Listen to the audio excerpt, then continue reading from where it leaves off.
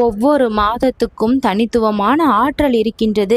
சில மாதங்கள் புதிய தொடக்கத்தை தரும், சில மாதங்கள் பெரும் வெற்றியை தரும், சில மாதங்கள் மாற்றத்தின் நேரத்தை காண்பிக்கும், சில மாதங்கள் அருள்மழை பொழியும். நீ தொட்டிருக்கும் அந்த மாதம் உன் உள்ளத்தில் உறங்கிக் கொண்டிருந்த ஆற்றலை எழுப்புகின்றது. அது உன் மனதில் நம்பிக்கையை, உன் கையில் வாய்ப்புகளை, உன் பாதையில் அருள் விளக்கை வைத்து உன் வாழ்க்கையை வெற்றி பெற செய்கின்றது. உன் விதி நீ நடந்த பாதையால் மட்டுமே தீர்மானிக்கப்படவில்லை. இன்று தொடங்கி நீ எடுக்கப் போகும் ஒவ்வொரு முடிவுகளும் இனி புதிதாக எழுதப்படும்.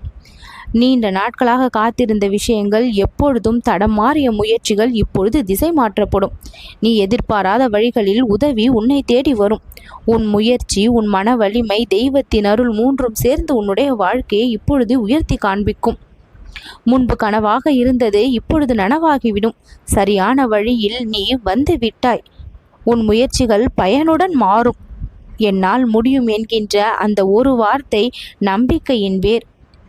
நான் உன் முன் நிற்பதால் எப்பொழுதுமே உன்னுடைய கரங்கள் வெற்று கரங்களாக இருக்காது. நீ வெற்றி அடைவது உறுதி என்று சொல்கின்றேன். நீ பிறந்த இந்த மாதமானது சில மறைமுக தடை சுவர்களை உடைக்கக்கூடியது.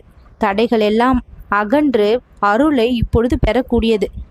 எதிர்பாராத சந்திப்பை நீ பெறுவாய். அந்த சந்திப்பு உனக்கு மிகப்பெரிய நன்மையை கொடுக்கும். சோர்வடைந்த உன்னுடைய மனம் முழு மகிழ்ச்சியை காணும். செல்வாக்கோடு இனி நீ வாழ்வாய். முடியாது என்ற சொல் உன்னுடைய வாழ்க்கையில் நிறைய நீ பார்த்து விட்டாய். ஆனால் முடியும், கிடைக்கும் என்ற நேர்மறையான வார்த்தைகள் இனி உன் வாழ்க்கையில் அதிகமாக இருக்கும்.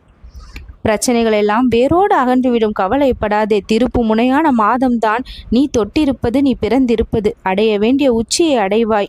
பலரும் நினைப்பது விதி எழுதப்பட்டு விட்டால் அதை மாற்ற முடியாது என்று.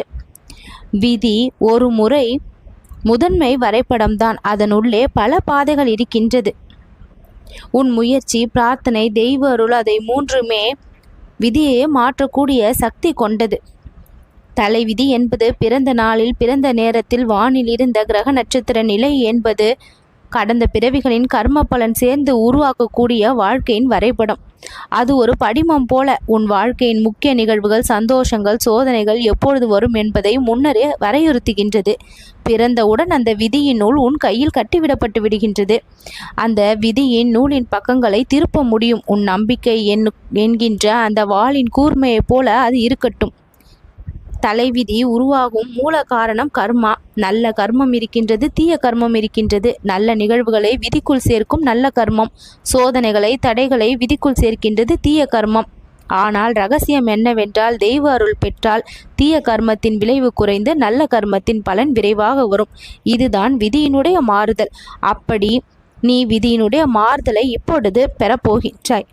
உன்னுடைய விதி எவ்வளவு கஷ்டத்தை கொண்டிருந்தாலும் இப்பொழுது இறைவனுடைய அருள் இருப்பதால் அந்த தலைவிதியே மாறி நல்ல கர்மத்தின் பலனை இனி அதிகமாக நீ பெறுவாய்.